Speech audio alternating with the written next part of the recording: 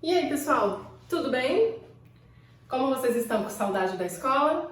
Bom, eu confesso que eu estou com saudade da escola e com saudade de vocês também. Mas mesmo assim, as aulas não sendo presenciais, com certeza vocês vão entender toda a matéria, tá? E vamos tirar dúvidas, fazer exercícios e tudo mais. No segundo bimestre, nós vamos estudar um estudo bem profundo sobre os gases, tá? Então a gente começa no início com os gases e suas transformações, as transformações gasosas, tá? Gases e suas transformações. Os gases são formados por moléculas. Essas moléculas são constituídas por um ou vários átomos. Só que acontece que você, para estudar os gases, você precisa colocar ele dentro de um recipiente. E o que acontece? As moléculas, elas estão em constante movimento e esse movimento é desordenado.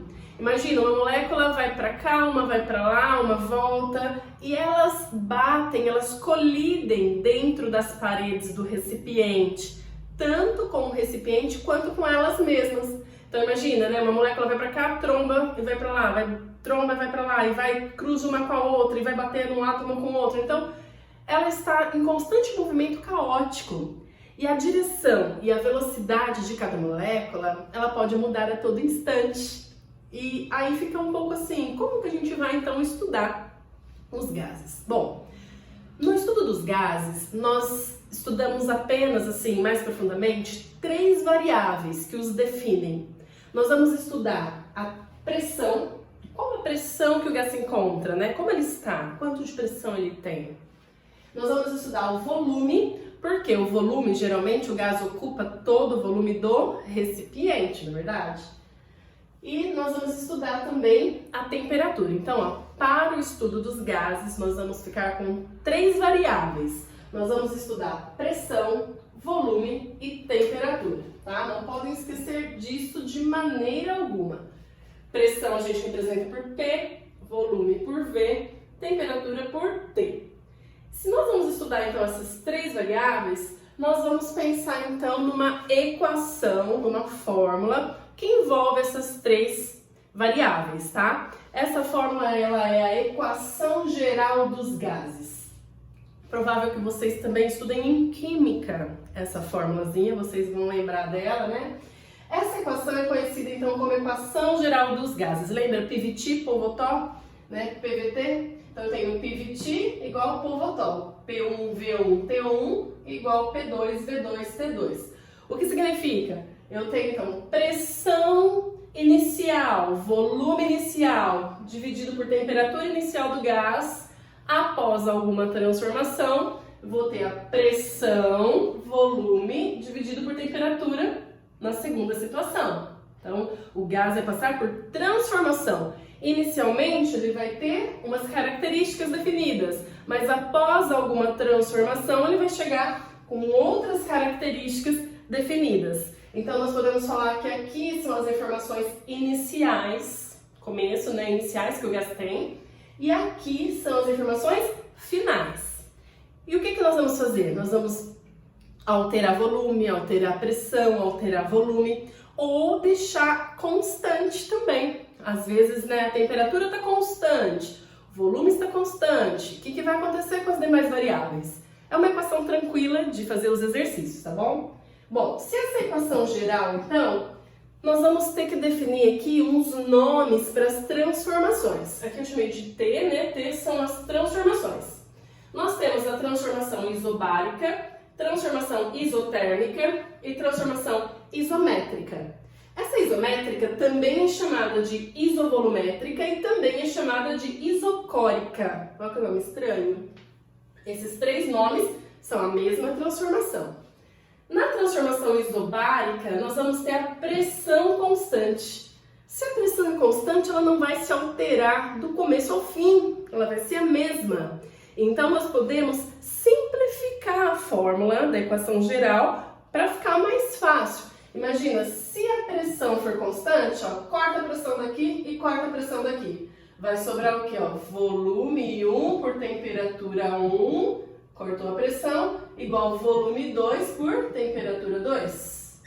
Percebe? Se a pressão é constante, nós podemos então simplificar essa equação, tá? E assim por diante. Se eu tiver uma transformação isotérmica, térmica, termo, tem a ver com calor, temperatura, né? Então aqui, isotérmica, nós temos que a temperatura é constante. Olha para a fórmula. Temperatura é constante, ó. Corta embaixo, corta embaixo. O que sobra? Sobra aqui a pressão 1 vezes o volume 1 vai ser igual a pressão 2 vezes o volume 2. Tá? Então percebe? Cada informação que for constante, você, né, elimina porque vai ser o mesmo valor dos dois lados, né? Vai dar na mesma. Sobra então uma equação mais reduzida.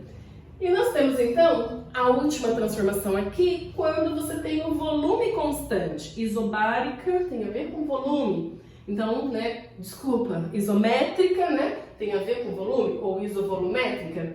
Geralmente o pessoal prefere isovolumétrica porque no próprio nome tem a palavra volume, né? Mas depende do exercício, né? Depende, você tem que saber os três nomes. Se você tem que o volume é constante, ó, elimina o volume, corta, corta, vai sobrar pressão 1 sobre temperatura 1, que é igual a pressão 2 sobre temperatura 2. Aí você vai falar, nossa professora, mas tem que ficar memorizando e decorando essas três fórmulas aqui? Não, você tem que saber apenas a equação geral, PVT, PVT, PVT, Pivot. Por quê? Além disso, claro, tem que saber o nome das transformações, né? Porque você está lá no exercício. No exercício você percebe que a temperatura é constante. Então, se você percebe que a temperatura é constante, na hora você elimina a temperatura, monta a fórmula na hora.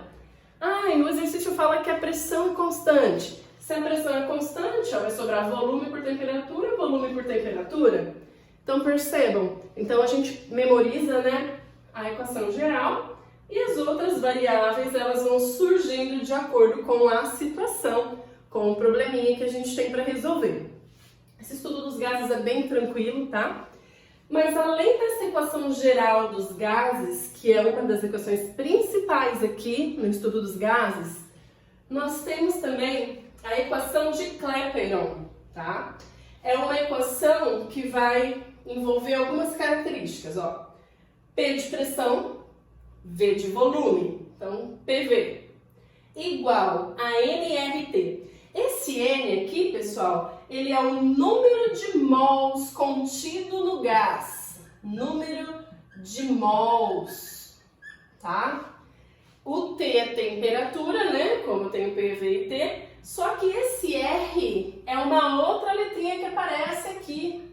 Esse R é uma constante universal dos gases. Se é uma constante, ela tem um valor fixo.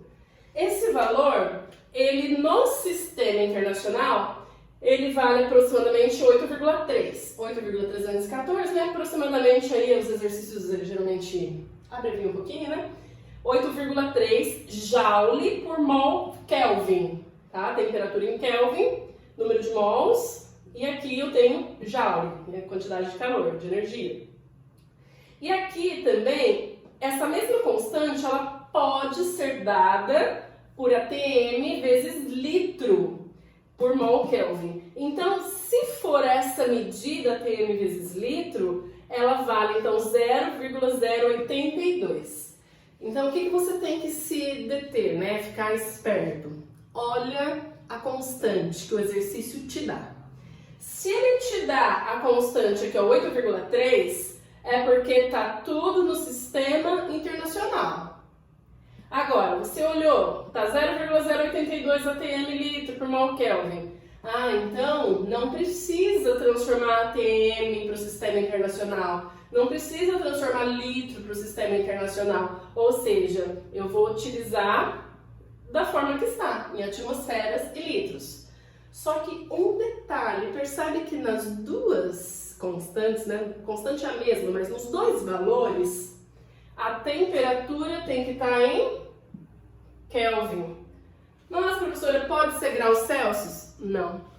A temperatura tem que estar em Kelvin. Então, o que significa? Se o exercício te dá temperatura em graus Celsius, se você não passar para Kelvin, você erra o exercício todo. No estudo dos gases e suas transformações, todo esse estudo, a temperatura sempre será em Kelvin, tá?